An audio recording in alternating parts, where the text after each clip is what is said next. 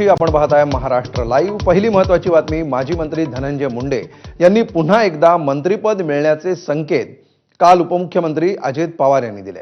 कृषी घोटाळ्याच्या आरोपातून Dhananjay मुंडेंना clean chit मिळाली आहे। आणखी एका प्रकरणामध्ये दिलासा मिळाला तर पुन्हा संधी देऊ असं विधान अजित पवार यांनी केलं होतं। मात्र यावरून विरोधकांनी अजितदादांवर निशाणा साधलाय। अजित पवार हे धनंजय मुंडेंना मंत्रिमंडळात घेण्याची घाई कशासाठी करतायत असा सवाल ठाकरेंचे खासदार संजय राऊत यांनी केलाय।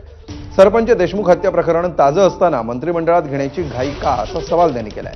तर विरोधकांच्या टीकेनंतर अजित पवारांनी काल केलेल्या वक्तव्यावर स्पष्टीकरण दिलंय।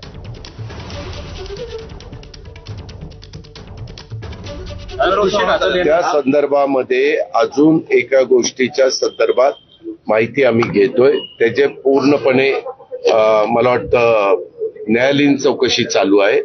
ती चौकशी झाल्यानंतर त्याबद्दलचे सगळं वस्तुस्थिती पुढे येईल आणि वस्तुस्थिती पुढे आली आणि हे अशाच पद्धतीनं त्याच्यामध्ये त्यांचा दुरान्वयी संबंध नसेल तर आम्ही त्यांना पुन्हा संधी देऊ। एवढी घाई काय झाली अजित पवारांना? माणिकराव कोकाटांना पदावरून काढायला तयार नाहीत। रमी खेळतात कृषी मंत्री, याला काढायचं त्याला घ्यायचं, त्याला घ्यायचं त्याला काढायचं। संपूर्ण मंत्रिमंडळ बरखास्त करून ते रिशफल करणं गरजेचं आहे देवेंद्र फडणवीस।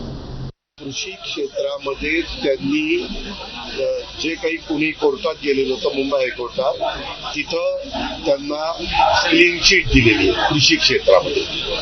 इतर बाबतीमध्ये अजून न्यायालय आपण जी काही चौकशी करतोय त्या चौकशीचा अहवाल आला नाही।